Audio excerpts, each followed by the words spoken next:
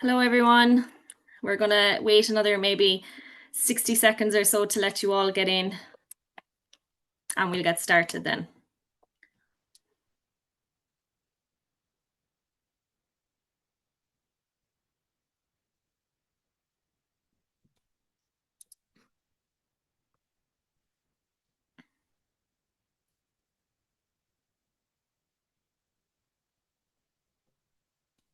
Okay, so hello, everyone, and you're very welcome to our second webinar of 2025.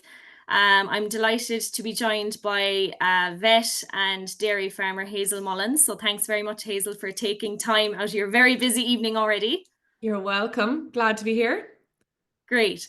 So before we start, everybody, we'll hope to get this over and done with as fast as possible. We're all extremely busy. Everyone's calving and lambing. So I don't want to hold you too long. Just to say that we have a Q&A box here on the bottom of the screen. You can see if you have any questions in relating to remedy purchases and treatments or anything general in relation to your Herdwatch account, pop them in there.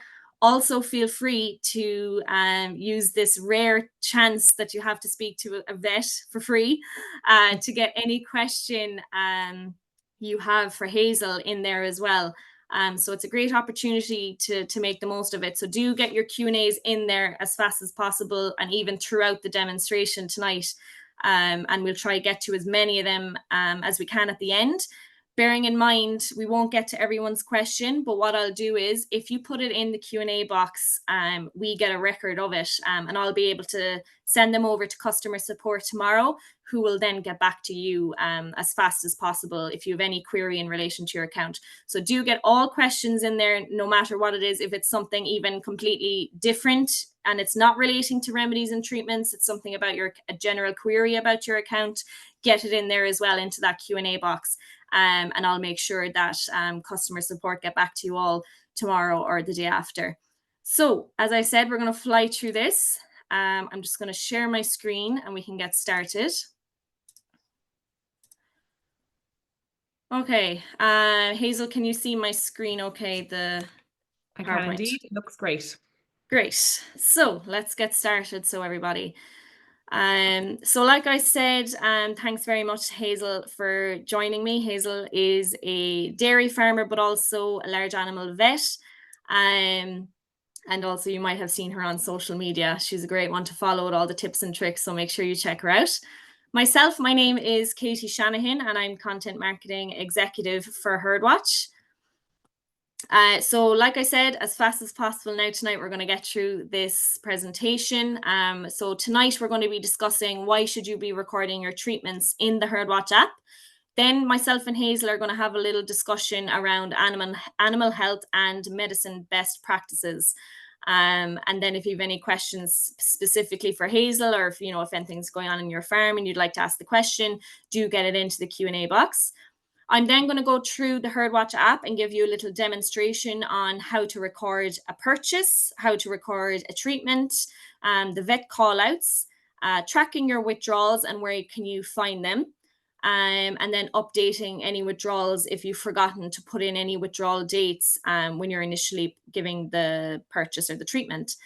And then very importantly, where can you find your reports for your farm insurance? So anyone that's in Board BIA, the red tractor, just making sure you're prepared for any inspection. And then we're going to come to all questions at the end. Okay, so if you have a question for myself in terms of Herdwatch, or showing you how to do something, get it in there. And also if you have anything for Hazel, do get them in there as well. So just giving you a brief backstory on Herdwatch. So since we've launched in 2014, we have been helping over 20,000 members with their herd performance and farm compliance. So we have over 20,000 members, 2.3 million cattle in the app, over 2.9 million calf births recorded to date, over 1.7 million sheep managed on our app, and over 750,000 acres mapped on the pasture side of the app. So why should you record your treatments with Herdwatch? That's the big question. So first of all, the major one, fully compliant. So for any of your farm assurance schemes. So Herdwatch is fully compliant with all farm assurance schemes. So once you record your remedy purchase, remedy usage, and feed purchases in Herdwatch, there's no need to write them in any book. So for anyone, a lot of you now are obviously members of Herdwatch. You probably know this already, but for those of you who are maybe still on the free version of the app, or else maybe you're a new member and you mightn't be fully sure of how it works, you're fully compliant. So like in Ireland, the blue book is irrelevant now. You don't need to write anything down. Once you log everything into the Herdwatch app, you're 100% compliant for your farm assurance and any inspection you have. So then secondly, you can record on the spot. So as it works offline, all records can be recorded on the spot as they happen. So for instance, a lot of places may not have any internet or service. Don't worry, you can still do all your records as normal in the app. And as soon as you return home or return to somewhere with service, it'll automatically sync back up. Then next we have the remedy stock tracker. So Herdwatch keeps tracks of how much remedy you have used, so you know what's in your remedy cabinet at all times. And then I'll also show you in the demo, if you have any spillages in remedies, or maybe what's showing up in the Herdwatch app isn't what's matching your actual farm. I'll show you how to sort that issue as well. And then finally, capturing, storing, and retrieving data made easy. So Herdwatch comes fully stocked with over 800 remedies approved by the VPA available to choose from. And then it's easy if you ever come across, maybe you're putting in a purchase and it's not on the Herdwatch app, I'll show you how to get around that as well. But it's very easy just to let us know if there's something not there that you want. You're fully entitled to let us know. So do use that message feature in the bottom of your app, or, give us an email or a call in if there's something not there that you would like, and do let us know. And you can also put it in the Q&A here if there's a request for something in the app that's missing. So myself and Hazel, we're now going to have a bit of a chat. So if you have any questions, do please start getting them in for Hazel. So today's chat, we're going to cover a few general topics. If there's something else you want us to talk about, do let us know. So Hazel, it's obviously a very busy time on the farm. Everyone is calving and lambing and animals are in, which means there's a lot of potential diseases around the place. So just in preparation, people were coming into March now, which is usually the month when people start to look at leaving cows back out. Have you any few tips or, things to watch out for those people who are getting ready to leave their cows back out to grass? Perfect. Thanks, Katie. For those who don't know me as well, I've been using Herdwatch for many years. So I absolutely, just it's transformed how I record medicines and, register calves and everything on the farm. So I love the fact that I am very au fait with it and I can talk about it and also include all these topics. So thank you, Katie. But yeah, going out to grass. I think last week I was like, oh, it's going to happen a lot sooner than I thought. And then the rain and misery and, it was just the weather really turned. And now today was nice. And look, I suppose the main thing for cows going out to grass is to make sure that you don't put them out on too heavy covers. So they kind of say maybe around 1,000, 1,100 kilos of dry matter. I know from our UK watchers now, viewers, I'm not sure what that equates to for covers in UK figures, but basically you don't want to overload them when they first go out. You want to introduce them. It's like any diet change. You want it to be gradual. You don't want to go wham in and change all at one stage. So I definitely would be buffer feeding with silage, sending them out to grass, bringing them probably in the evenings at the start, and then feeding them silage in the evenings. And obviously they're getting their ration in the parlour. I think this time of year, cows, some may have had, difficult calvings. Some may be experiencing ketosis, which is when they're milking off their backs, when they're taking energy from fat resources to combat negative energy balance. So it's really important that when they're going out to grass, that they are sent into a good paddock with not too much, but like enough that they're going to be satisfied, and then they're going to be topped up then when they come back in. I suppose metabolic diseases that we're looking for would be as calcium, so hypocalcemia, milk fever.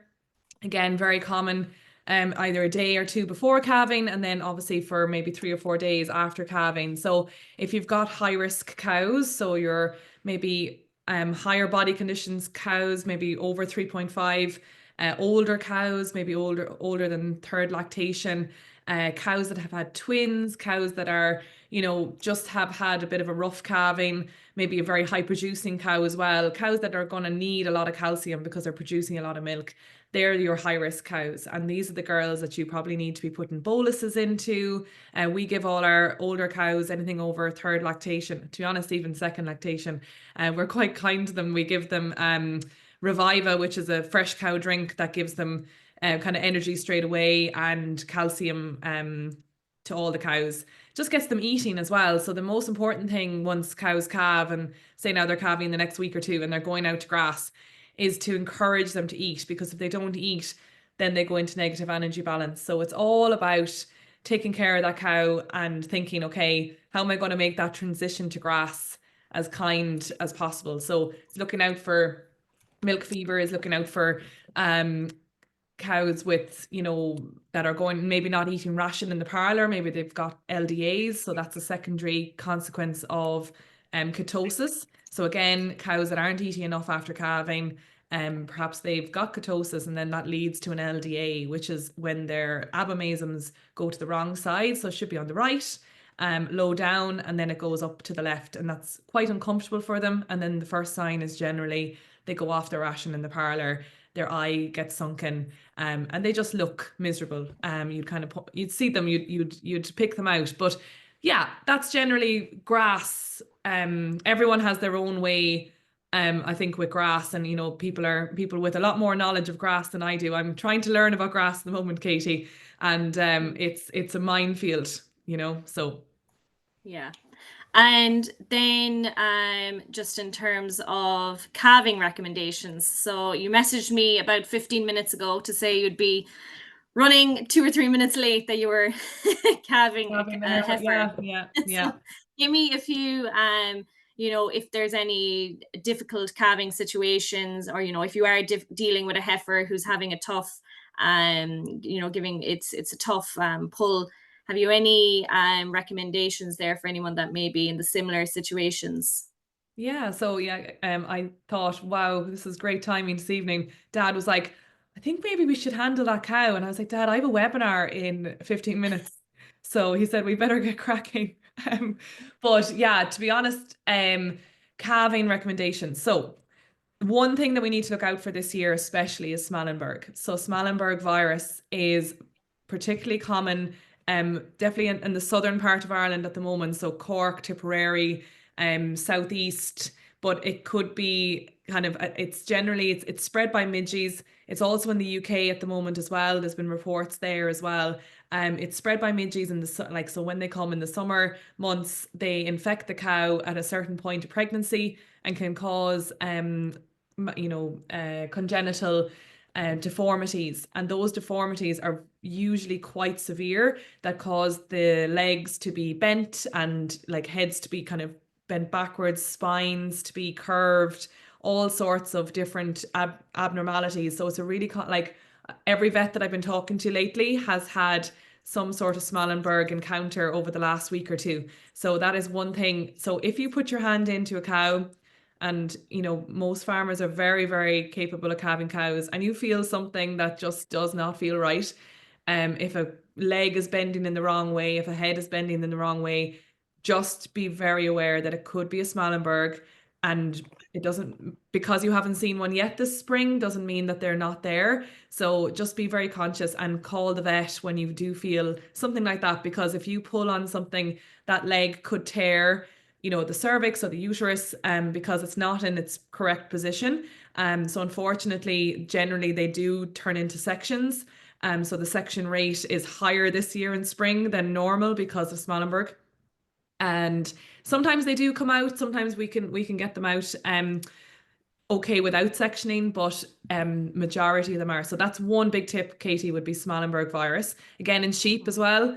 I don't know if any of your friends have come across lambing sheep with Smallenberg at the moment, or have you heard of it? Can't say I have, no, Yeah, luckily. I think it seems to be, obviously lambing hasn't come in full swing yet. The pedigree guides are probably finished, but uh it seems to be calving, so it's probably there in the sheep as well if it's in the cows. So just for any sheep farmers, could be an issue as well.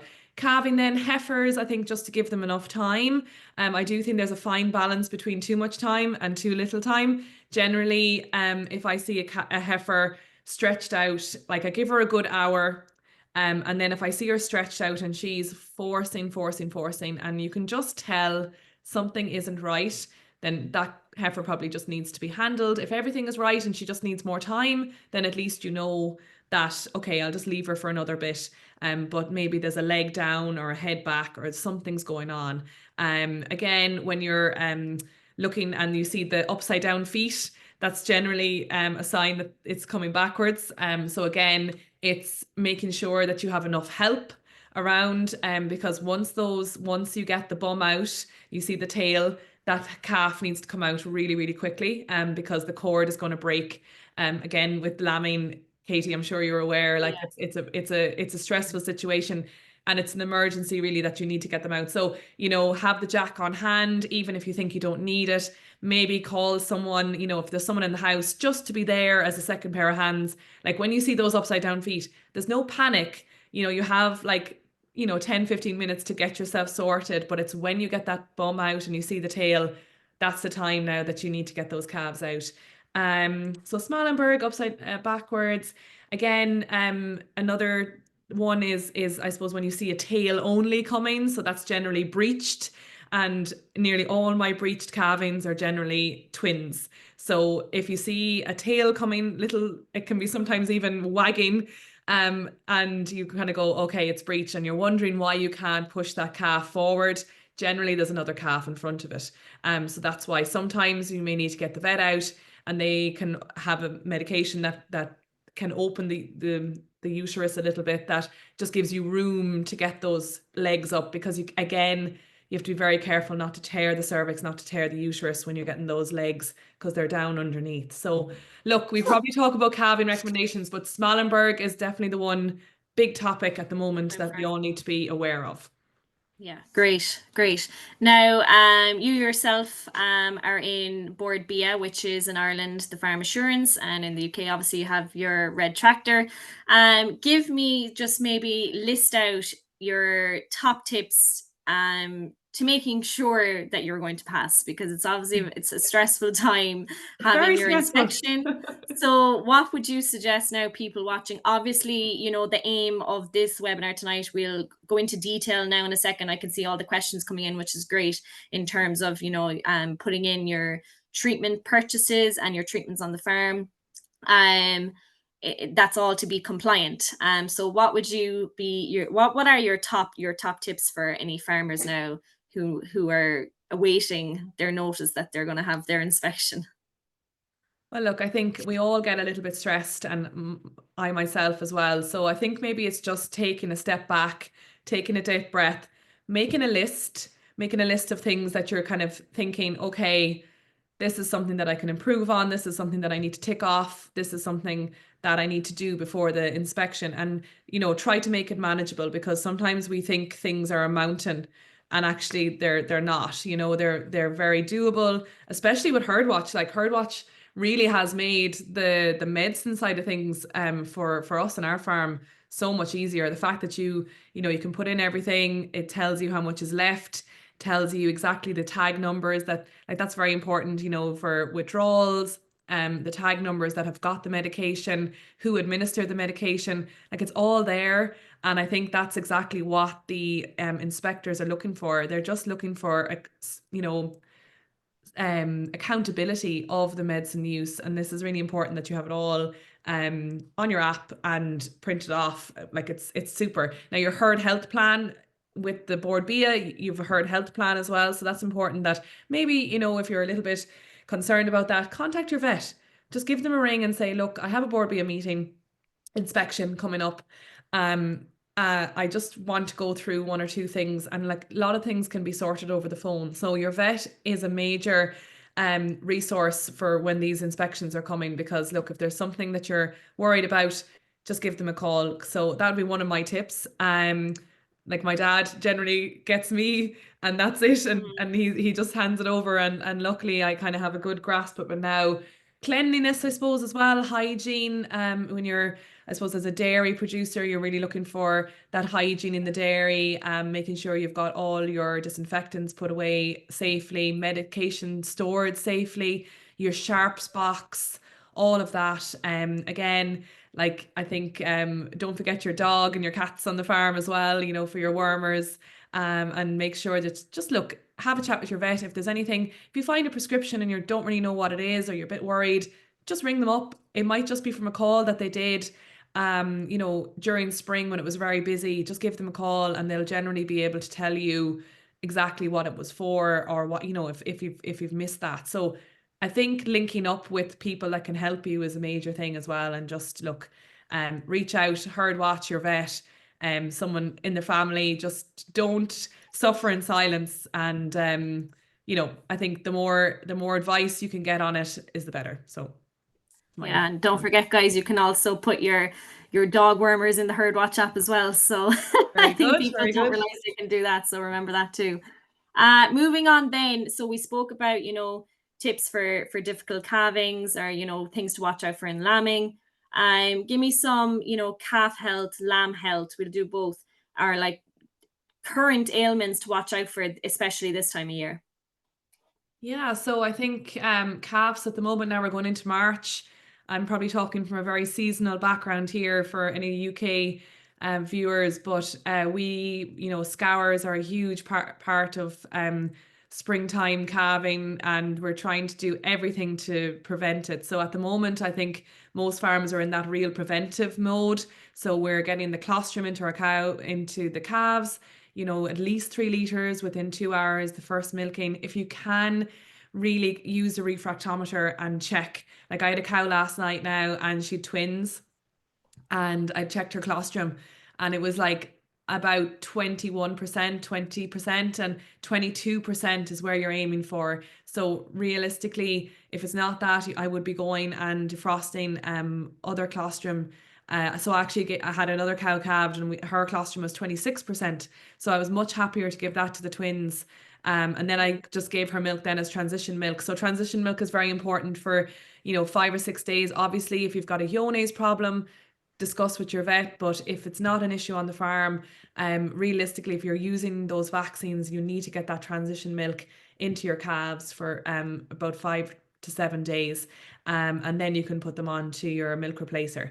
But to get the benefits, it needs to work locally. It's from the cow's milk, those antibodies, so it needs to work locally in the gut. So scours, identifying the scour. So if one does come in, figuring out what scour it is. So is it rotavirus, crypto, corona? Like there's a list of them there, E. coli. Generally, you can bring in a sample to your vet, and they'll be able to do a little test there and then and tell you, and then give you advice. Because look, if it's a virus, you know, you're not meant, like, no use in using antibiotics. If it's crypto and it has a specific you know, medication for that, that's a parasite, a protozoa. So again, we're all trying to reduce the use of antibiotics at the moment. It's really, really important for AMR, and we've been using antibiotics perhaps in scour when they weren't needed. And I do think there's a real shift, you know, using probiotics, using you know, electrolytes now, pain relief. Like pain relief in calves is a huge thing. And like anytime that I see a calf that's a little bit off, and I give them a little bit of pain relief, and NSAID, meloxicam is what I use, and under the skin, and honestly, and maybe a little bit of electrolytes, they're like a new calf the next day. So sometimes it's just taking a step back and not reaching for the antibiotics the whole time, and actually thinking, okay, what's going on here, and are they necessary? Because look, we all have a responsibility to reduce their use for, human benefit in the future. So we all have a part to play. Calves, yeah, so scours, major pneumonia then. Again, your sheds are a huge factor for pneumonia. Have a discussion with your vet if it's a thing that you've had a history of. Vaccines, you can get vaccines that you can use from day one in calves. So once they're day old, then there's other brands that you can use from 9 days old. So have a discussion with your vet, and they'll be able to tell you which viruses were probably involved and which vaccine. So it's an intranasal vaccine that we would be using in calves. So it's works very well. And yeah, I just think pick up the phone, ask for advice if you're worried. Yeah, I agree. Look, let's combine the last two because they're a little bit general. So your general housing tips are just general, good practice around treatments. Okay. So housing tips. So cows are still probably housed at the moment. There's probably dry cows and milking cows. So cubicle hygiene, massive. I know we're all very tired at the moment, and scraping cubicles and liming cubicles is the last thing we want to do. And we've got calves to feed, but it is so, so important for mastitis prevention. So please keep that up. So twice a day, if possible, scraping, liming. Your cows will thank you. Your lactation ahead will thank you. Because it's now is the start of lactation, actually in the dry period. So you need to prevent the mastitis, because you'll be pulling your hair out with dry cowish, with early mastitis is when the cows calve if the cubicle hygiene isn't kept up. Again, with your pneumonia, then your calf sheds, general housing tips, keeping the straw nice and fresh. We want to keep that air really fresh in that shed. So making sure ventilation is good. Bacteria hates fresh air. We need as much fresh air, but not drafts. So get down onto the straw. If you feel a draft coming in, the calf can feel it. So you need to figure out where that draft is coming from. So little basic tips like that. Just put yourself in the calf shoes, and you'll figure out problems. Would you lie in that bed? Would you sit there? So we can't expect the calves to do it if we wouldn't do it ourselves. Then good tips around treatments. I think fridge. Make sure if there's a fridge in your wherever it is in the farm, in the shed, or wherever it is, it works. Because there's a lot of fridges that are just cupboards, and we need to make sure that there's a temperature gauge, and they're under 5 degrees and they're working fridges. Because if you're putting expensive vaccines in there, it's going down the drain. Vaccines need to be collected from the vet, and they need to be brought home in a freezer bag with ice packs. And don't go shopping or wherever in the meantime. Come straight home, put them into the fridge. If you can, put them in the door of the fridge. It's probably the safest place for them, a working fridge. And then look, vaccines is a huge expense on farms, but they're worth it. But we need to make sure that they're working. Look, sell by dates of medications. And generally storing them in a kind of a concealed medicine cabinet. Right. Look, there's been loads there, and I know you could stay talking all night, but if people have like specific questions in anything that Hazel has spoken about there in the last few minutes, pop them into that Q&A, and Hazel, you can be having a look through them while I'm giving the demo. So I'm going to head on to this demo now. I'm just going to share my app screen. And if you would like as well, anybody, I can see a lot of questions coming in, so I'm actually going to answer a few of them while I'm doing the demo. There's a few things like, where do I find this, or how do I do that? So I'm going to answer a few of them while I'm doing the demo. And if you want, you can pull out your own app if you have it on the phone as well. So can you see my app screen, Hazel? I can indeed. Looks good. Great. Okay. So let's get down to tonight's main event, which is everything got to do with your remedies and treatments. So I'm going to just basically go through how to add in a purchase, how to do treatments on animals. There's a few questions already on where do I find my reports for my red tractor or my board BA or farm assurance, whatever you have.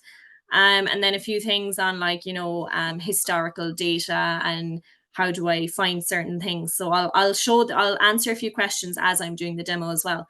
So the first thing we're going to go into is our compliance tool here. So in here, you'll have everything really that's relating to your compliance. So, if you're registering calves, it's in here. Your remedies and treatments is obviously tonight, movements and so on. Anything relating to, the department is going to be in here. So we're going to pop into remedies and treatments.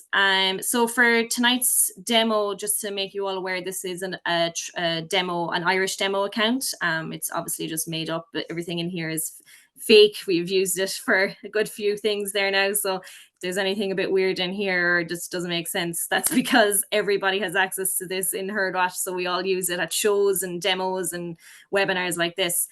So this is an Irish account, but the method in that we do it is the exact same in the UK.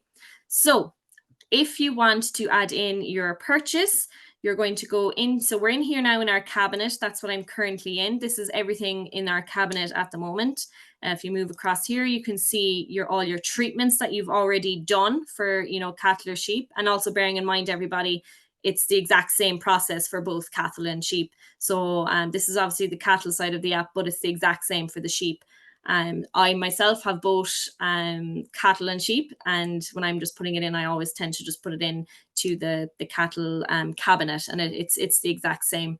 You can move across and see your withdrawals, and then you can see a summary. I'll go into these in a little bit of detail, but we're going to start with our cabinet, and I'm going to show you how to add in a purchase. So I'll always advise to do these as you're going. So if you buy something in the vet tomorrow, it literally, I bought something actually yesterday evening at the vet, and it was just so much easier to get it in. It only took me about 2 minutes to get 3 items into the app, and at least it's done then. I don't have to be going back looking to see what was bought and how much of it. So I would suggest always to try and do these as fast as possible, and that's why it's so handy to have it on the phone. So you're going to do your orange plus button, and you're going to see here your remedy purchase. So we're going to click in here. Now, when you open this screen, you have a few options in how you want to proceed. You can search the item up here in the toolbar. If you search it and nothing's showing up, you can click this remedy not in list, and I'll show you what happens there next. And then the final option is that you can scan. So if you're on your phone, once you click scan, it'll open up the camera on your phone, and you're able to scan that little square QR code. And majority of the time it'll pull up the related dose. Now, sometimes because these companies change the QR codes every now and then, it mightn't show up, but 9 times out of 10, if you use the scan feature and scan it on the QR code, it'll pull up the remedy that you're after purchasing. So just for tonight, I'm going to say I'm going to search Tribovax. That is what I bought myself yesterday. So you'll see it there. Click on it. So you can either copy from previous purchase, which will basically put in all the same information from when you did it the first time. So you can either click yes or no. I'm just going to say no today so that I can show you what it's like to go from the start. So everything in red that you see is all the vital information that you need to put in order to stay compliant. So there are fields that you're going to have to fill in, and you can't pass this section. So unit of measure, you can put in here whatever it is. Obviously, this is mils, so I'm going to click on mils, but you have options there if you're buying tablets or boluses or if any powders or anything, you can choose what it is. But obviously for this, it's going to be in mils. And I'm just going to say I bought 100 mils of Tribovax. And then supplied by. So when you're starting out, anyone that's brand new to this is obviously going to be empty. But it'll give you the option to add in where you bought it from, and it'll save it then for the next time you're going in to add any purchase in. So I'm just going to say Ross Cray Vets. So there are the fields done now that are required to remain compliant. You could put in the dosage if you want, if it's 1 ml or so on, you can put in your dosage there. You can put in your treatment reason if you want. You can search them at the top. And then you can put in your withdrawals here. Okay, so it's obviously always good to put in the withdrawals. A lot of the time, if you scan in the purchase, the withdrawals will come across. You can leave them blank. It's not vital to put them in, but I'll show you where it's flagged. Then if you're coming up to your inspection, it'll be able to flag any purchases that you haven't added withdrawals onto. Batch number you can put in, expiration date, cost, purchase by. These are all, they're optional fields. You don't have to put them in, but definitely the 4 there at the top that are in red, they are required in order for you to be compliant. So if you click save, that's it, done. So you have your record there now of your purchase. You have the name of it. You have the purchase date, the amount you purchased, 100 mils. And then you can see quantity left, 100 mils. So as you use that on your animals, that'll go down. So that's your purchase done. And you can see now it's at the top of my cabinet here, Tribovax. So that's going to stay up there now at the top, and you'll see the date is on it when I purchased it and 100 mils left. So you're able to scroll down and see how much is left in all your stock. You can see, in the different, so you can see the tubes there, how many are left, and so on. So you're able to keep track of it basically, and it's accurate. Then moving on, if you want to give a treatment, so you can go in here to your treatments. These are all the treatments you've done in the past in your herd or your flock. But I'm just going to show you there now how to do a treatment. So there's a few ways. So if we go into our orange plus button again, you'll see your cattle treatment. That's where we're going to go in. So the options are, you can do it, pick something from your cabinet. So that means you've put it in as a purchase, or you can do treatment only. So I would advise for everybody to pick from your remedy cabinet, because that then links to a purchase. If you're doing the treatment only, there's not going to be a purchase associated with this treatment. So for today's demo, I'm just going to click from the remedy cabinet. So these are all what's in my cabinet, all these medicines. So let's just say I'm going to click on what I purchased, which was my Tribovax, and I'm going to click next. Now, I might actually just go back and show you, if you, which a lot of farmers tend to do, doing multiple doses, or you're doing a few things on the same day. You have you brought in a bunch of sheep or a bunch of cattle. If you want to do multiple doses, you can. You can click multiple things. It doesn't have to be one and then go back and do the same process again. You can click multiple things from your cabinet, but just for today, we're just going to do the one to show you what it looks like. Next, you're going to put it in the date that you treated them, which is today. Okay. Administered by. So again, if you're brand new to Herdwatch, you can set up these. You can click your main operator. Dose per animal, that always comes in with it, because I put that in my purchase. I said it was going to be 1 mil. So that's what we'd be doing, the lambs, 1 mil in a dose of this vaccine. And then again, you can put in treatment reason if you want. So it's very streamlined. You just float down through it. Again, withdrawals, optional, vet, optional. All these optional fields are in black. So you don't necessarily have to fill them out. So if I click next, it brings me then into my herd or my flock, depending what you're in. So you can either, click multiple animals in your herd. You can go up here to the magnifying glass and you can search if it's just a specific tag number, and you can click her. And the other option, if you have groups set up, which is, a valuable tool for people who may group their animals, like this is, 2021 heifers, you can go into groups and then you can select them all. You have your lists. So a question I got in was, okay, I'm new to Herdwatch, but can I put in treatments for cattle, that were in my herd last year that necessarily aren't in it anymore? But obviously you have to put in the records to stay compliant. The answer is yes. So if you go into your lists and scroll down, you can see here moved out animals. And when you can literally search them up here then in the toolbar, and you'll be able to add in records for them.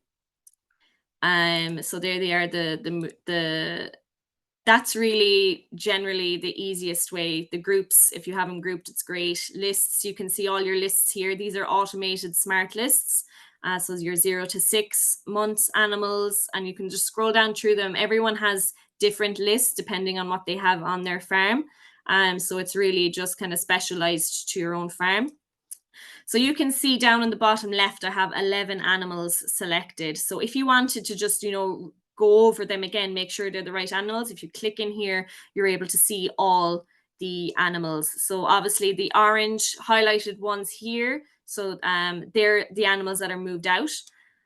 Some people ask, what does the number mean on the blue circle? That's just the year that they were born. So she was born, the first one was born in 2021, the second one was 2013, and so on. So once you're confident that you've clicked all the cattle or the sheep that you wanted to put that treatment on, you just click save. Do you want to include animals as moved out? Yes, because you wanted to do a historical treatment.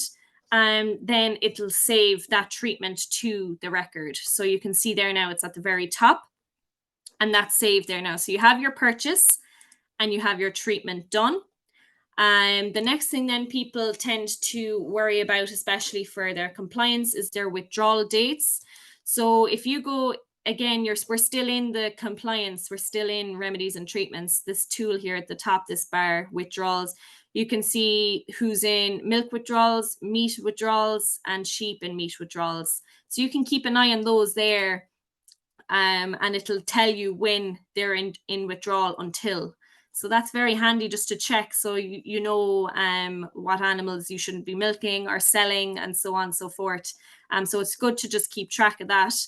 Then if you go into summary, the summary tool at the top right, anything that's flagged here with an orange exclamation mark and the triangle around it, they're treatments that have no withdrawals associated with them. So it kind of gives you a visual highlight of, okay, you need to take action here, and just go into them, and look, it tells you missing withdrawal info. Okay, so you're able to go into this and you're able to update the withdrawal records and add in the necessary dates, which obviously is very important for your compliance.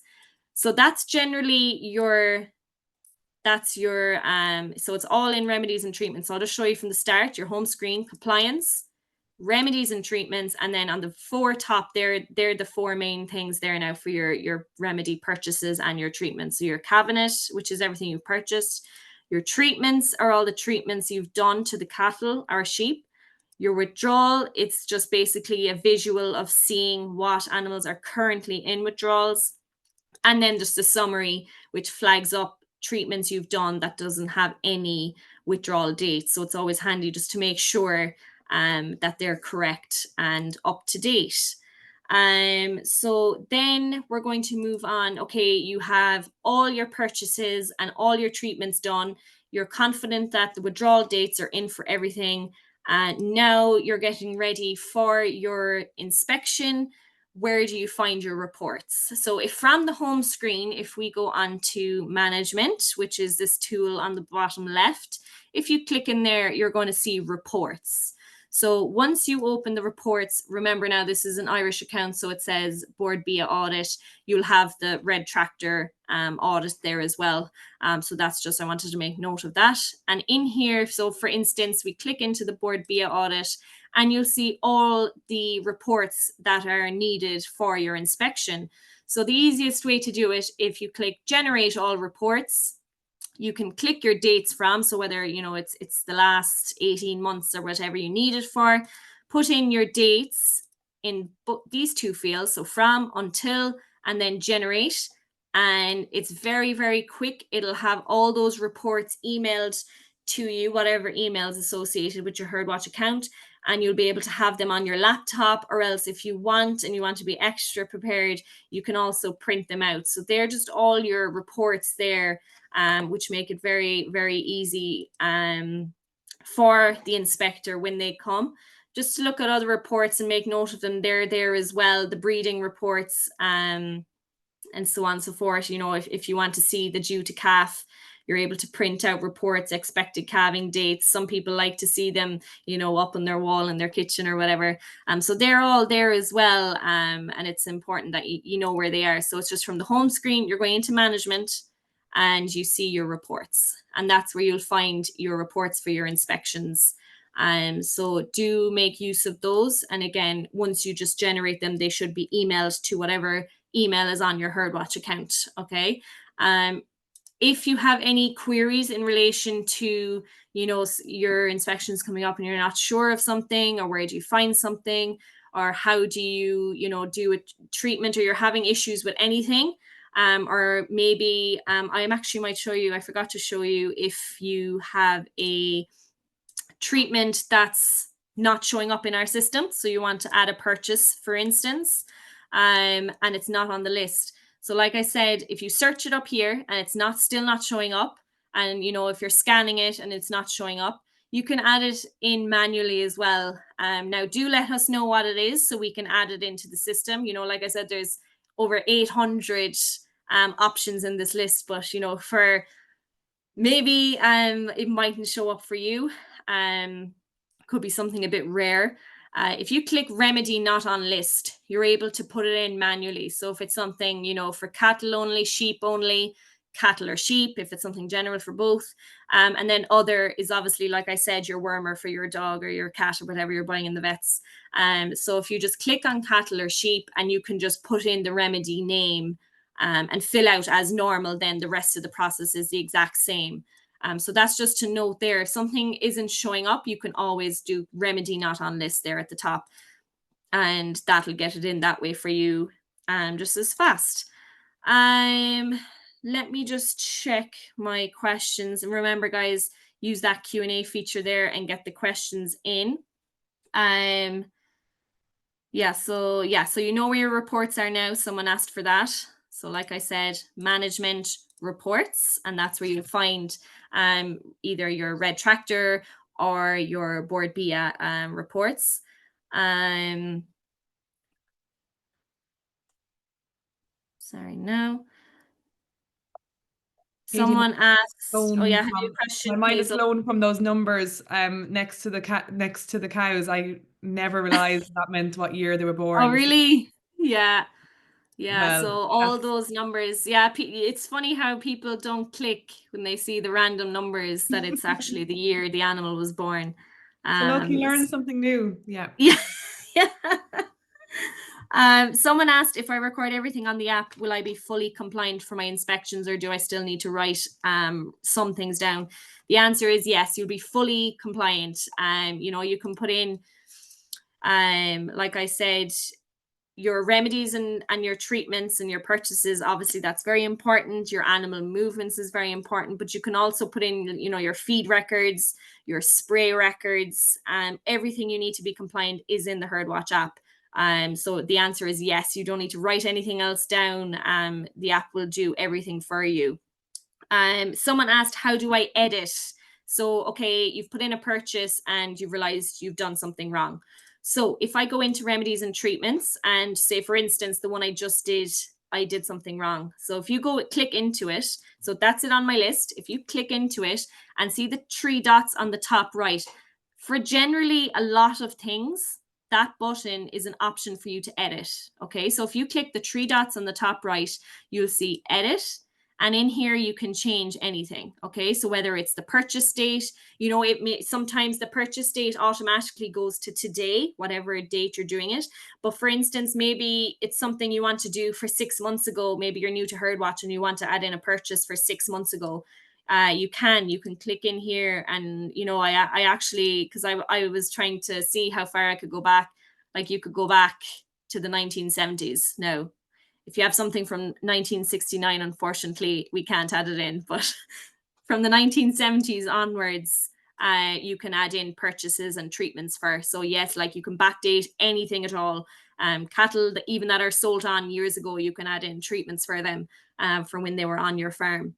So that's how you edit. Okay. So, and then, some people ask another question, which is down here. For instance, you bought a big dose and you were treating them, and next thing you know, the end of it spilled, or you didn't use the whole bottle, it fell over, there was a big accident, you can put in quantity returned or spilled here, and that'll update it then. So like say for instance, if this was 100, now it's very hard to spill this dose, but if it was something that had a screw lid on it and it fell, you put in there how much spilled and it'll update it. So if you had 20 mils in the bottle left and you weren't using it because it was spilled, you can put in there 20 mils spilled and save, and it'll update it then to empty. And so there are also things to note. So if you want to change any details in the purchase, just click into it and 3 dots at the top and edit.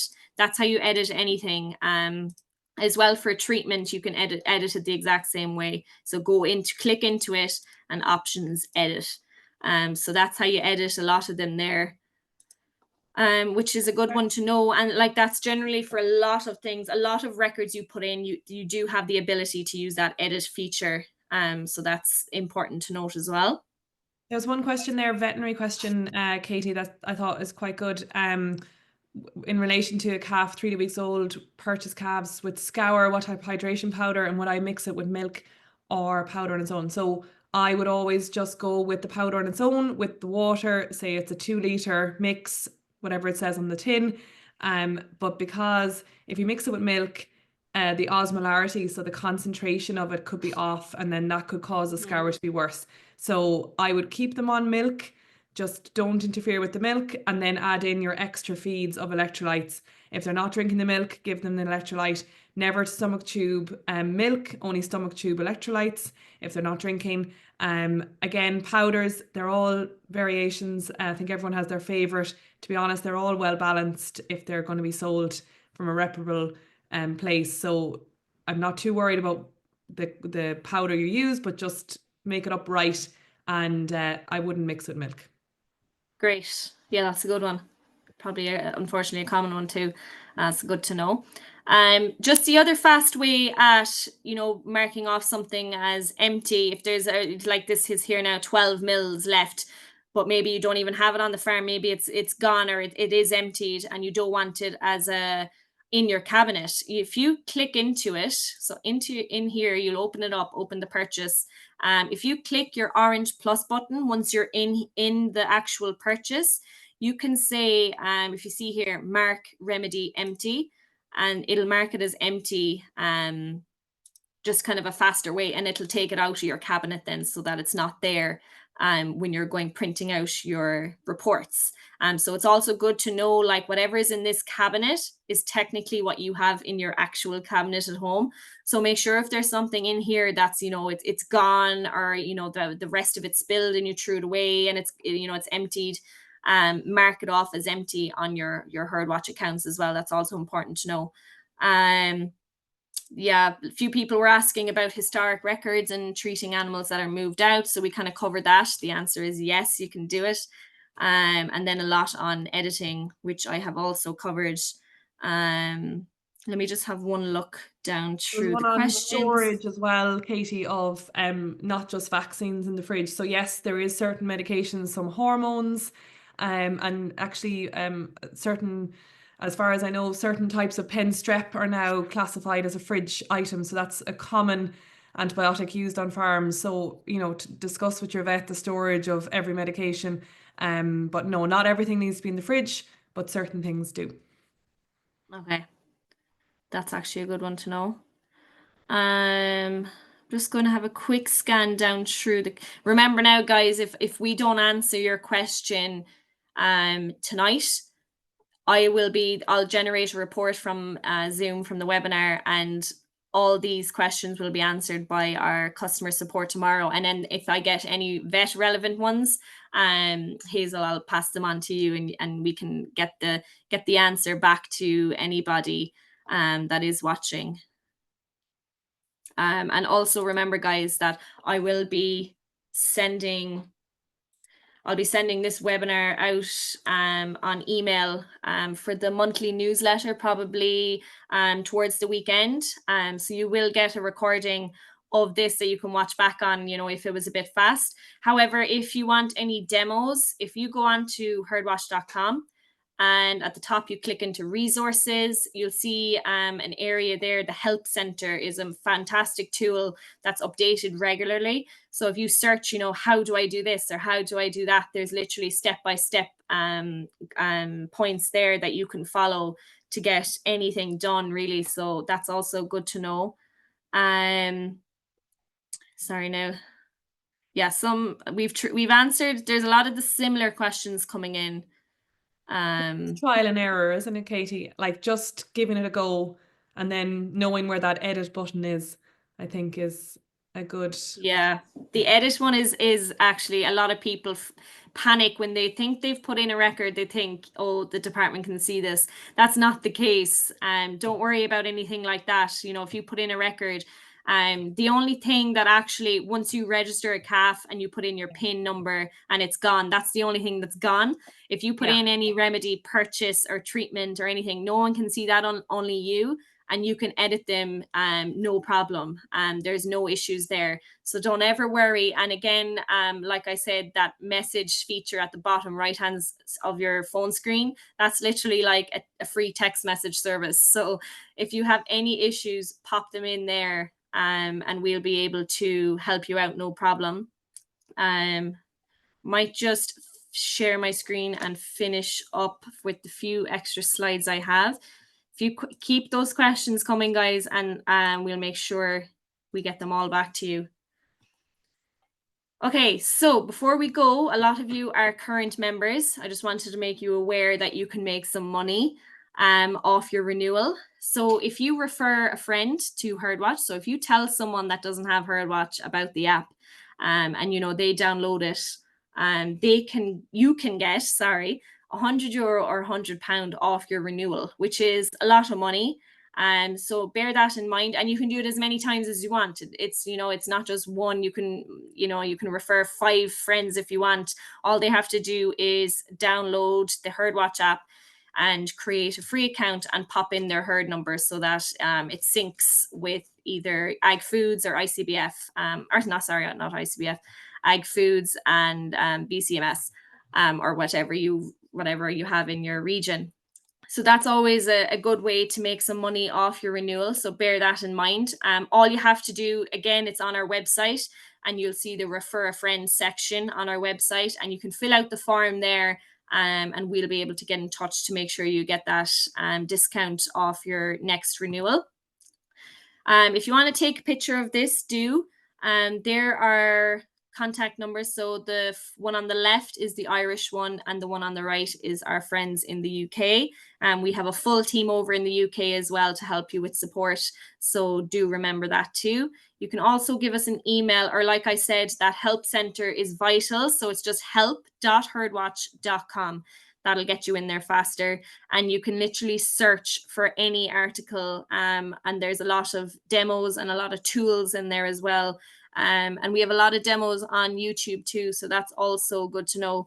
But just a very fast way to get a response. If you don't have time to be emailing or on the phone or reading an article, and you have a query, the right hand side there, that chat in app, so that's literally the message feature. If you go in there and click send a message, and the team basically get that in Ireland and the UK, and they're able to respond. So that brings us to the end. Make sure you check us out on social media. On YouTube, we have our Ag Ventures. We'll be getting our podcast back and up and running as soon as possible. But that is it. We got through a lot there, Hazel. We did, Katie. Fair play. Well done. More than I anticipated. For having me. No problem at all. Guys, remember, any questions that you've popped in that we didn't get to, the customer support team will get them all tomorrow, and I'll make sure they get back to every single one of you. From myself, Katie, thanks very much, and thanks very much, Hazel, for coming on tonight. Thank you, everyone. Hopefully now you have no more calvings now for tonight, or no more difficult ones at least. No more difficult. Well, there's 2 in, so we'll see how they get on. Great. Thanks, Katie. No problem. And thanks everyone for watching. This is going to be emailed out to everybody. So don't worry if you were still unsure about anything. We'll email it out there at the end of the month and you'll be able to watch it back. But if you have any questions in the meantime, do get in touch. Next month, we're going to have a webinar on breeding. You're literally just in the middle of calving or lambing and we're already talking about breeding, but that's just to make sure you're organized for getting all your records in the app. So do stay tuned for that one. But until then, guys, thanks very much. Thank you, Hazel, and we'll see you all very soon. Thanks, everyone. Bye.